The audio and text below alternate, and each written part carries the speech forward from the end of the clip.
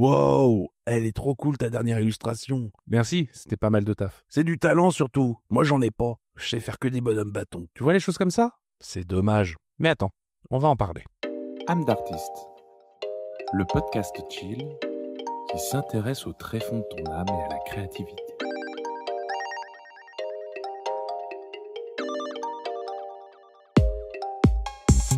Bonjour à tous et à toutes et bienvenue dans ce nouvel épisode d'Âme d'artiste, le podcast qui creuse les tréfonds de l'âme et de la créativité et qui cette année décide de débunker les mythes et idées reçues dans le milieu de l'illustration.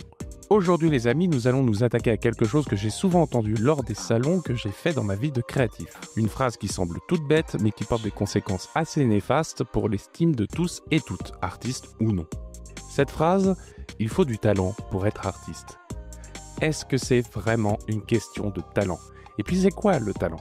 Est-ce que c'est un don qu'on nous donne à la naissance quand nos marraines les bonnes fées se sont penchées sur nos berceaux ? Ou est-ce que c'est pas au contraire une malédiction qui dessert la cause des artistes et dévalorise leur effort et leur travail ? Mettre autant en avant le talent aide-t-il réellement les artistes ? Ne risque-t-on pas plutôt de dévaloriser le travail que demande notre métier en le dissimulant derrière une image trop romantisée de l'artiste ? Et comment pouvons-nous faire pour montrer que le talent est accessible à tous et à toutes pour qui sait s'organiser et se donner à fond dans ce qu'il aime ou pas ? Nous allons le voir, je pense qu'il y a des solutions et que tout le monde, artiste ou non, peut jouer un rôle là-dedans. Toutes ces questions, je vais tenter d'y répondre aujourd'hui dans ce 24e épisode d'Âme d'artiste. On va explorer ensemble cette pression liée au talent et déconstruire l'idée qu'il s'agit d'un don tombé du ciel. Car non, le talent ne suffit pas pour bâtir une carrière. Derrière, il y a du travail, parfois titanesque. Allez, c'est parti pour le débunkage de ce mythe. Bonne écoute à tous. Ah, et n'hésitez pas à me suivre sur Patreon.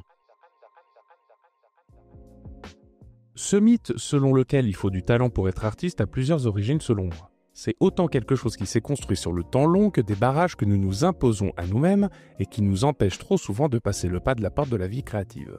Je parle de la vie créative car c'est mon boulot, mais cela est valable pour tous les corps de métier. Commençons comme j'aime souvent le faire, c'est-à-dire en prenant la définition du mot talent, provenant ici du Larousse. Talent. 1. Aptitude particulière à faire quelque chose. Exemple, avoir un réel talent pédagogique. 2. Capacité, don remarquable dans le domaine artistique ou littéraire. Exemple, ce jeune peintre a beaucoup de talent. 3. Personne douée en telle activité. Exemple, encourager les jeunes talents. Avoir du talent, comme on l'entend avec cette définition, ne s'arrête pas au domaine artistique. C'est quelque chose que l'on peut avoir dans n'importe quel domaine qui croise notre chemin. Et rien que cette définition suffirait à débunker ce mythe et à conclure cet épisode. Donc prenez soin de vous et de votre âme d'artiste. C'était Lutte. La bise. Je plaisante, bien évidemment. Bien évidemment! Bien évidemment! Bien évidemment! Nous faisons tous et toutes diverses actions au cours d'une journée. Je vous apprends absolument rien. Des actions qui souvent se répètent, autant dans nos métiers que dans nos vies privées, et rien que ces actions peuvent devenir un talent en soi, comme être doué pour bricoler des choses ou bien pour faire la cuisine. Mais pourquoi est-ce que ça bloque lorsque nous parlons du talent côté artiste ? Pourquoi pense-t-on qu'une réussite artistique repose uniquement sur un don ou un talent inné ? Est-ce que ce serait réellement un cadeau de nos marraines les bonnes fées qui se sont penchées sur nos berceaux à notre naissance, nous les artistes ? Jolie princesse, moi je vais te faire don d'une belle voix.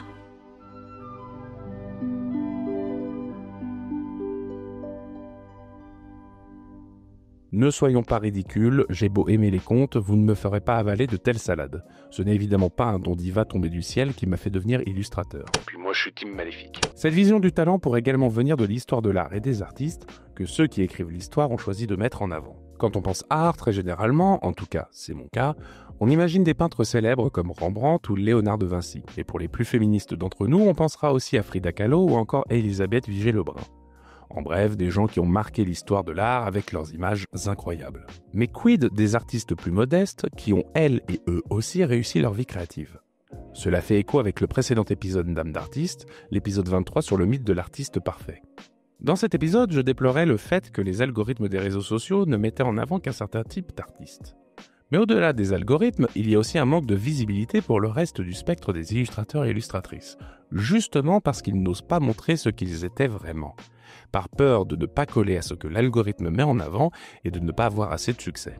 Et le résultat est bien triste, puisque cela montre un spectre des artistes assez restreint et romantisé. Tout ça perpétuant une vision idéalisée du métier et de celles et ceux qui l'animent. Je pense qu'il est ici question des mêmes mécaniques. On a tendance à oublier un élément essentiel qui fait la vie d'un artiste, le travail. Même des figures emblématiques comme De Vinci ou Vigée Lebrun sont touchées par ce biais, les imaginant produire à leur époque des chefs-d'œuvre d'un simple coup de pinceau. Encore une fois, comme si leur talent était inné, presque magique. Mais cette vision occulte complètement la réalité. Derrière chaque œuvre, il y a des années de pratique, d'essais, d'erreurs et d'apprentissage. Car rappelons-le, mais Léonard de Vinci avait entre 50 et 60 balais lorsqu'il a peint cette chère Mona Lisa. Et vu le personnage, il a bien turbiné en peinture en 67 ans d'existence. C'est un peu comme un iceberg si vous voulez. On ne voit que la partie émergée, les œuvres finies sans réaliser tout ce qui se cache en dessous. Le processus, l'effort, les échecs et l'évolution qui ont permis d'y arriver. Y'a quelqu'un qui m'entend? Oui, qu'est-ce que vous voyez? Un iceberg droit devant! Merci. Les années interminables à apprendre à dessiner, les phases de doute et de recherche sur notre style ou la carrière que l'on veut développer, mais aussi les choses plus terre-à-terre et moins charmantes comme les phases de démarchage, la prise de contact avec d'autres professionnels du milieu pour créer du lien et se faire du réseau, ou bien encore le simple fait d'établir un business plan sur une année afin d'être sûr de tenir le coup même dans les moments difficiles. Tous ces éléments, et bien d'autres, restent invisibles pour ceux qui ne prennent pas le temps d'explorer notre réalité. Et c'est là que je reboucle avec l'importance de documenter et de partager notre vie d'artiste sur les réseaux sociaux. Pas seulement pour flatter l'algorithme et se faire de la publicité, mais aussi pour créer des archives qui montrent aux autres ce que nous traversons pour avoir l'opportunité de vivre de notre passion. En faisant cela, nous rendons hommage à cette somme de travail que nous abattons toutes et tous pour sortir des visuels et que ça nous permette d'en vivre. En écrivant cet épisode, j'ai trouvé une citation de Seth Godin qui m'a marqué et représente bien le fond de ma pensée sur le sujet. Excusez-moi d'avance pour mon anglais. Skill is rarer than talent. Skill is earned. Skill is available to anyone who's scared enough. If you put the effort into your practice, you will be rewarded with better test, better judgment, and better capabilities. Je vous avais prévenu, fallait m'excuser pour mon anglais. Dans son livre The Practice Shaping Creative Work, merci pour l'accent français, Seth Godin apporte la distinction entre talent et compétence, en soulignant que le talent est inné tandis que la compétence est acquise par un travail acharné et une pratique assidue. Il affirme que qualifier un professionnel de talentueux peut être réducteur car cela minimise les efforts déployés pour développer ses compétences. Selon lui, de nombreuses personnes possèdent du talent, mais seules quelques-unes s'investissent pleinement pour acquérir et perfectionner leurs compétences. Et ces personnes, si elles décident de se donner pleinement dedans, seront récompensées par le meilleur goût artistique, meilleur jugement et de meilleures compétences. En bref, plus ils performent leur art et leurs compétences, plus elles s'améliorent et plus cela crée un cercle vertueux. Grosso merdo, c'est en forgeant qu'on devient forgeron. Et ça, personnellement, je trouve que c'est beaucoup plus gratifiant à ressentir que le simple fait d'avoir fait appel à un don tombé du ciel ou de nos marraines les bonnes fées. Non ?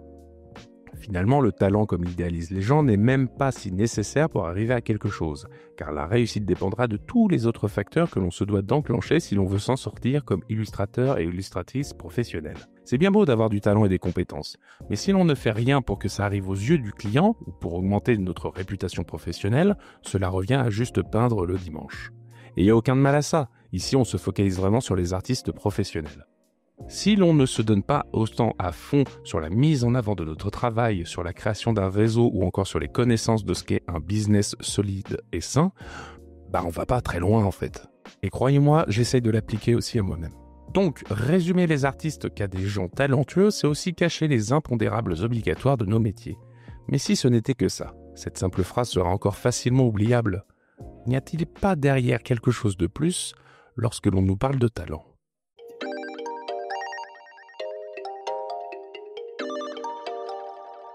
Je ne pense pas que ce mythe s'éteindra aussi sec qu'une fois que vous aurez fini d'écouter cet épisode. Je pense que je continuerai d'entendre de temps à autre des personnes me féliciter pour ce que je fais, mais qui me sortiront toujours la rengaine que c'est grâce au talent. Je l'ai déjà souvent entendu lorsque je parcourais la France avec mes amis de Tatsu, le fanzine où j'ai éclos. Et je l'ai entendu alors qu'à l'époque je me pensais pas talentueux et alors que je n'étais pas aussi déconstruit sur ma position d'artiste. Je ne pensais même pas devenir illustrateur à cette époque. J'étais juste préoccupé par le fait d'avoir mon bac. Pourtant, lorsque je faisais des dédicaces à l'intérieur des pochettes de CD... Alors oui, pour info, notre fanzine Tatsu avait la particularité d'être un fanzine sur CD-ROM, avec une interface dédiée, des articles, des galeries artistiques et même des tutos. Un format particulier, certes, mais qui suscitait fortement la curiosité. Lorsque je dessinais dans les pochettes du fanzine, donc, j'aimais échanger avec les personnes qui l'achetaient. Un moyen sympa de passer le temps et de créer du lien avec les clients, tout en enlevant la pression de dessiner en étant regardé. Et souvent, j'ai entendu des gens me dire des choses comme « Vous dessinez bien, dis donc. Quel talent. Moi, je sais faire que des bonhommes bâtons. » Le genre de phrase dite avec une pointe de regret, comme si cela cachait un acte manqué. Et si le fait d'évoquer le talent de quelqu'un ne cachait pas là encore une peur de se lancer. Voire une manière de se comparer encore une fois aux autres au point de ne plus pouvoir s'autoriser à créer. Ah ça, on aime bien se comparer aux autres, c'est un réflexe purement humain. On n'a pas envie d'être en dehors du troupeau, mais on veut quand même avoir sa singularité. Et si vous êtes comme moi, se comparer aux autres peut être paralysant et donner envie d'abandonner. Or, l'art n'est pas une compétition. Chercher à être le meilleur n'a aucun sens selon moi. L'art sert à exprimer des émotions et montrer qui l'on est. Plus bassement, c'est un moyen de transmettre des informations efficacement et de manière ludique, de soutenir un texte ou une musique, et plus loin encore, cela aide à faire parfois des films ou des jeux vidéo. Mais en aucun cas, l'art n'a pour vocation de rabaisser les gens et de les faire se sentir plus ou moins meilleurs que leurs voisins et voisines. Et là, on ne dit pas merci du tout au terme talent et son emploi attire l'arigot. Encore une fois, pour les mêmes raisons de romantisation des artistes dont je parlais dans l'épisode 23. Le talent ne doit pas être un fardeau qui mène à l'inactivité et au mal-être. Par exemple, penser qu'on n'est pas prêt à devenir illustrateur ou illustratrice car on manque de talent est une croyance limitante qui nous empêche d'avancer. C'est se limiter, se rabaisser et c'est s'empêcher de créer des opportunités d'évoluer et d'avancer dans notre carrière. Et même si vous êtes obnubilé par le fait d'être talentueux, comment voulez-vous le devenir si vous ne cessez sans cesse de vous comparer votre talent à celui des autres comme un ado boutonneux ou un joueur de World of Warcraft sur son Kikimeter? Si vous voulez devenir plus talentueux, eh bien, il n'y a pas d'autre solution que de s'y mettre et de bosser. Mais si vous êtes paralysé car vous ne vous sentez pas talentueux, eh bien, c'est le serpent qui se mord la queue, mes amis. Et quand bien même vous n'êtes pas Léonard de Vinci ou Elisabeth Vigée-Lebrun, qu'est-ce qu'on en a à faire en fait? On a des illustrateurs et illustratrices de tout genre et de tout style, provenant du monde entier et de toutes les classes sociales. Ils et elles sont nourris d'énormément de choses, de leur culture, de leur histoire ou encore de leur classe sociale. Et vous aussi, vous avez ce bouillon en vous, ce qui vous a marqué et ce qui vous a construit. Et si vous ressentez le besoin de l'exprimer, c'est pas des lacunes en dessin qui doivent vous arrêter. Donc lancez-vous. J'ai un exemple parfait pour ce que je vous raconte. Navo. Navo, c'est le pote de Kian Kojandi, le mec de Bref et Bref 2. Eh bien, vous ne le saviez peut-être pas, mais Navo s'est un peu fait connaître sur la toile avant Bref en sortant une BD sans dessin. Oui, sans dessin. Il avait sorti plusieurs tomes de la bande pas dessinée, un recueil de sketchs où sont simplement présentes des bulles de BD qui discutent entre elles. Aucun personnage, donnant parfois lieu à des blagues méta sur le fait de ne pas avoir ces mêmes personnages visibles dans les cases. J'ai un plutôt bon souvenir de ces BD que je lisais à l'époque sur le web. Et quand on y pense, le petit succès qu'a eu Navo avec son vlog et ses BD est dû à son envie d'écrire et de faire une BD alors qu'il ne savait même pas dessiner. Quoi qu'il en soit, ça lui a permis de bosser son talent pour le scénario. Tout ça pour dire, lancez-vous. Même si vous n'avez pas le niveau, on ne sait jamais ce qui peut arriver. Écoute Bernard, je crois que toi et moi, on a un peu le même problème. C'est-à-dire qu'on peut pas vraiment tout miser sur notre physique, surtout toi. Alors si je peux me permettre de te donner un conseil, c'est oublie que t'as aucune chance, vas-y fonce. On sait jamais, sur un malentendu ça peut marcher. On s'en balance au fond que vous ne sachiez pas dessiner ou alors que des bonhommes bâtons. Si vous vous y donnez autant que possible, que vous parlez de ce que vous faites, de pourquoi vous le faites et que vous actionnez les bons leviers, il y a un monde où ça peut marcher. Et même si cela ne marche pas, vous aurez au moins testé et goûté à ce que ça fait de vouloir se lancer dans un métier dit créatif, de se poser les questions pour avancer, de se mettre devant son bureau pour créer. En bref, un rendez-vous entre vous, votre feuille et vos idées. Et même si vous ratez, rien ne vous empêche de recommencer. C'est tout bête. Et qui sait, peut-être qu'à force de faire des bonhommes bâtons, vous deviendrez l'expert dans ce domaine. On reconnaîtra votre style unique parce que vous faites les bonhommes bâtons comme personne. Et ouais. Donc encore une fois, soyons sympas avec nous-mêmes et n'utilisons pas le talent comme un prétexte ou une expression de nos peurs intimes. Tentons plutôt de les dompter pour qu'elles deviennent des familiers qui nous accompagnent et nous préparent, plutôt que d'être des créatures ignobles qui nous empêchent de kiffer. Car je pense qu'en ce moment, c'est pas du tout de ça qu'on a besoin. Allez, on conclut.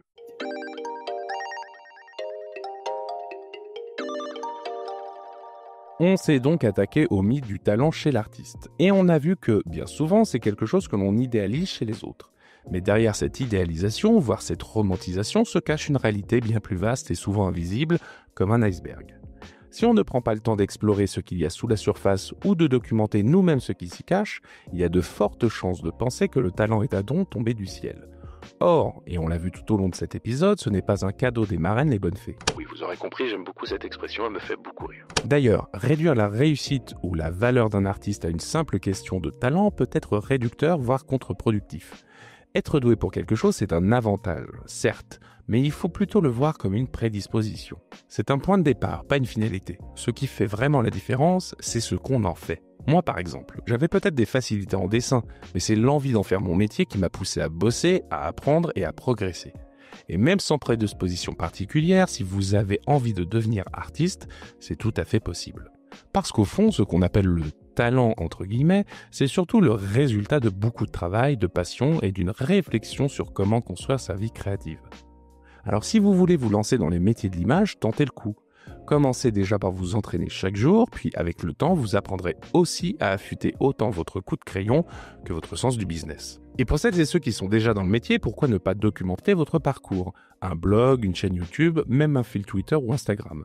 Peu importe la forme, partager les coulisses de notre métier peut aider énormément de monde à mieux comprendre ce qu'on fait. Et soyons honnêtes, nous aussi, on adore voir les coulisses des autres. Perso, j'adore me mettre des studio vlogs et des podcasts des collègues en fond sonore pendant mes grosses sessions de travail. Ça me rappelle mes nuits passées à dessiner jusqu'au petit matin en écoutant des interviews ou des documentaires sur mes artistes préférés. Ces pépites-là, elles ne m'inspiraient pas seulement à dessiner. Elles alimentaient aussi mon rêve de vivre un jour de mon art. Et aujourd'hui, je suis illustrateur et je perpétue cette petite tradition avec les vlogs des copains et copines. Bon, par contre, l'argent et la fame, c'est pas encore ça, mais on y travaille. Donc, en résumé, lancez-vous. Écrivez, filmez, faites des BD de vos aventures. Qui sait ce que ça peut apporter au monde ? Ce qui est sûr, c'est que ça vous fera du bien à vous. Vous vous sentirez moins seul et cela pourra aider pas mal de monde. Bien, maintenant que les termes ont été dits, est-ce qu'il ne serait pas temps d'ouvrir le courrier des lecteurs et des lectrices ? Mais c'est bien sûr. Alors on enchaîne.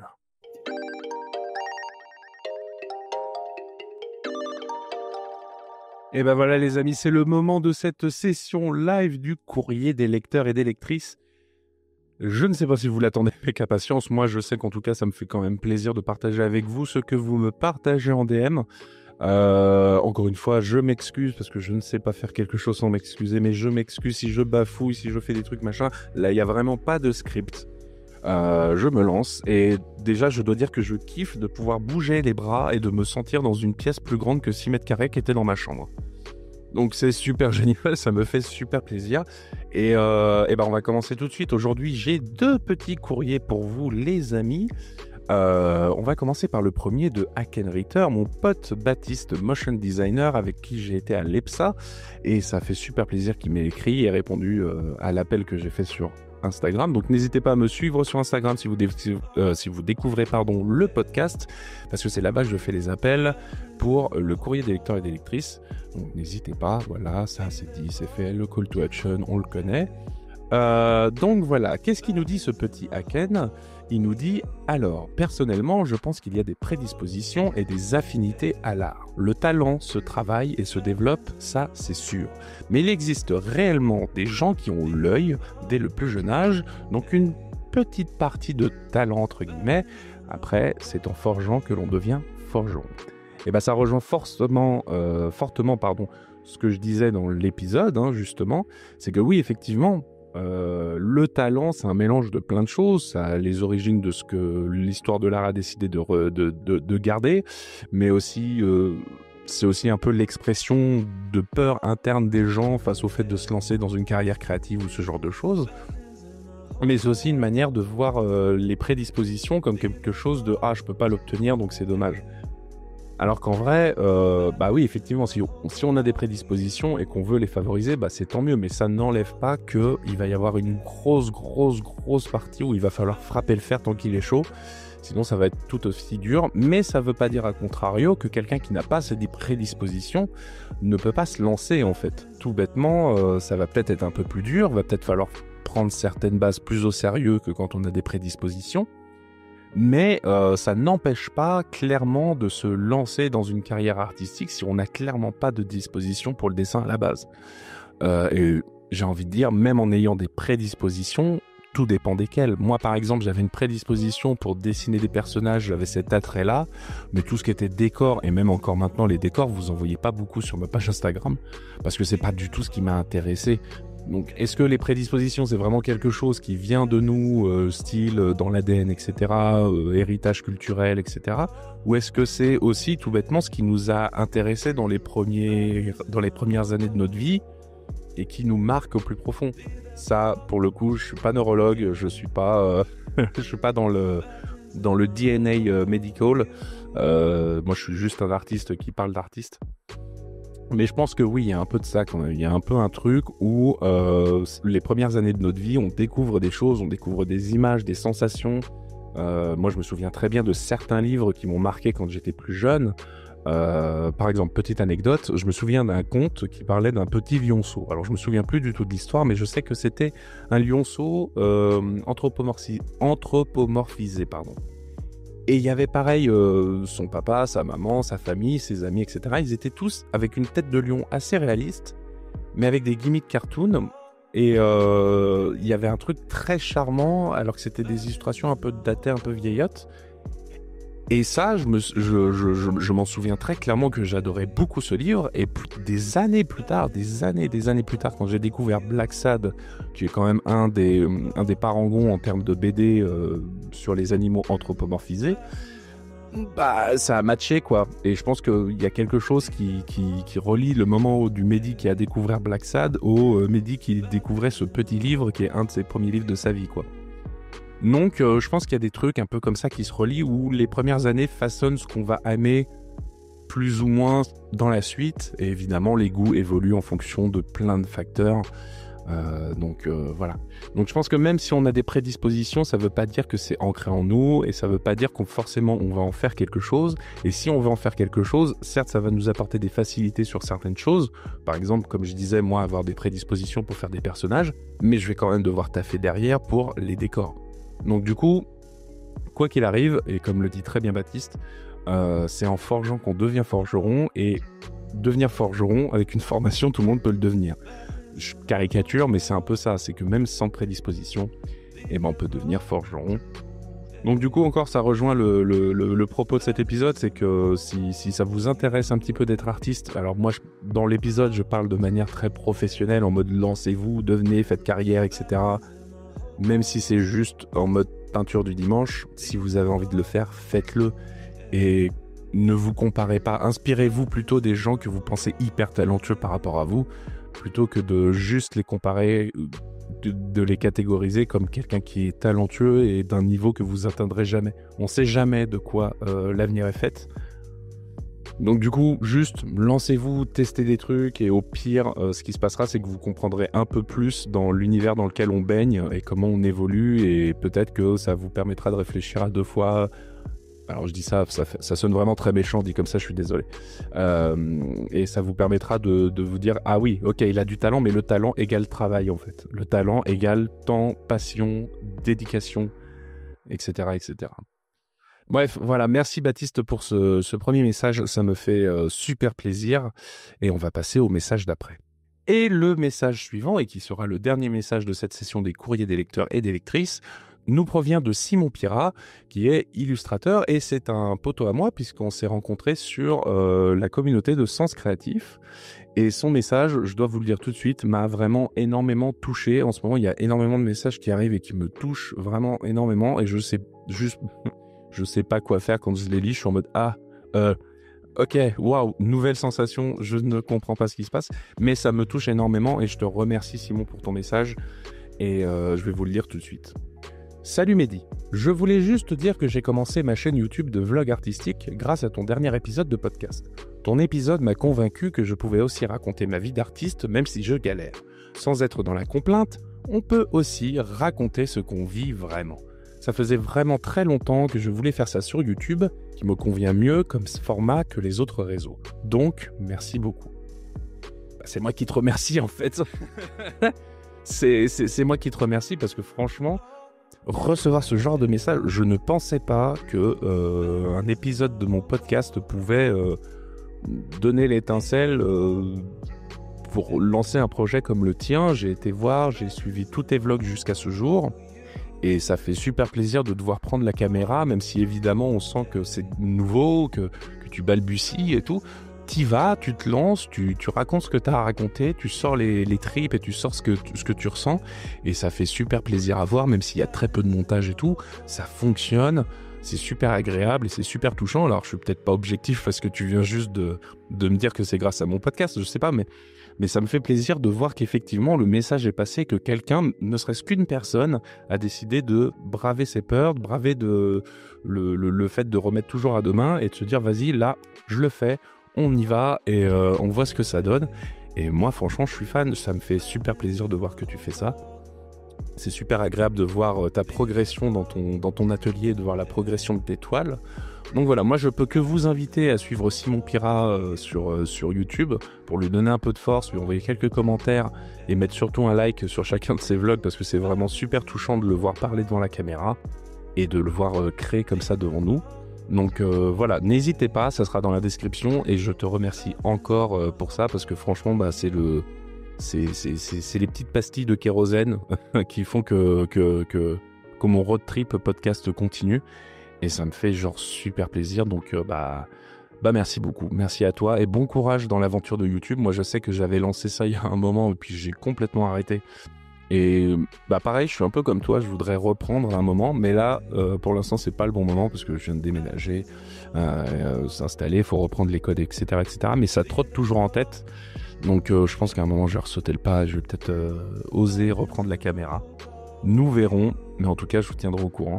Donc voilà, merci encore Simon, ça fait super plaisir et bon courage dans cette aventure sur YouTube.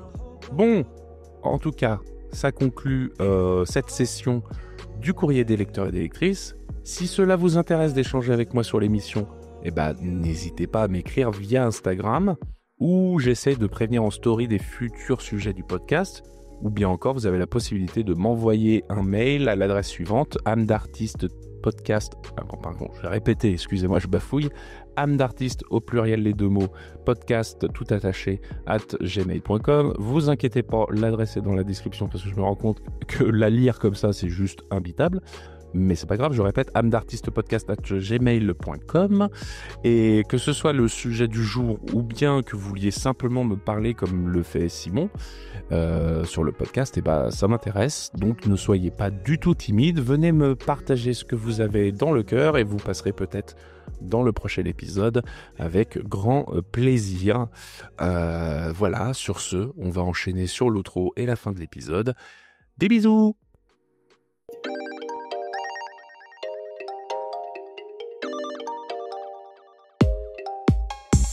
C'était le 24e épisode d'Âme d'Artiste, j'espère que ça vous a plu. Si c'est le cas, alors n'hésitez surtout pas à le liker, le commenter, lui mettre toute sa dose d'étoiles et à le partager autour de vous afin de sensibiliser le plus de monde possible au fait que non, le talent n'est pas un don, mais du travail. Cela m'a fait super plaisir de parler de ce sujet aujourd'hui, c'est quelque chose qui bouillonnait en moi comme dans l'épisode précédent. Et ce qui est cool, c'est que c'est le premier épisode que je n'enregistre plus chez moi, ou plutôt dans mon ancien chez moi je devrais dire. Car oui, j'ai déménagé avec ma compagne pour débuter de nouvelles aventures bien loin de la vie déprimante des HLM et de ma banlieue qui m'a vu grandir. J'ai donc hâte de voir ce que va me permettre ce nouvel espace qui va devenir mon quotidien désormais, auprès de celle que j'aime. Ah, l'amour. Mais trêve de bavardage. Pour cela, vous avez ma newsletter si vous voulez suivre mes aventures en dehors du podcast. Pour rappel, son petit nom c'est Chill Pills et c'est disponible 2 fois par mois. Dedans, j'y parle de ma vie créative, je partage mes réflexions qui me passent par la tête, mais je partage aussi des ressources qui me nourrissent et me cultivent. Bref, si vous voulez en apprendre plus sur moi sans forcément passer sur Instagram où je suis malheureusement trop peu actif, c'est la newsletter à suivre, les liens sont dans la description. Passons aux remerciements. Merci à Laurent Bazar pour le générique incroyable que vous pouvez écouter à chaque épisode. Merci à Emeline de toujours me soutenir et me permettre d'être chaque jour un peu plus fort. Et enfin, et surtout, merci à vous de m'écouter car c'est grâce à vous que tout ça est possible et ça me fait putain de plaisir. Merci aussi à celles et ceux qui prennent le temps de m'écrire en commentaire ou en DM, c'est toujours un régal d'échanger avec vous. Allez, sur ce, je vous donne rendez-vous dans le prochain épisode et en attendant, je vous souhaite de prendre soin de vous et de votre âme d'artiste. C'était Lutte. La bise.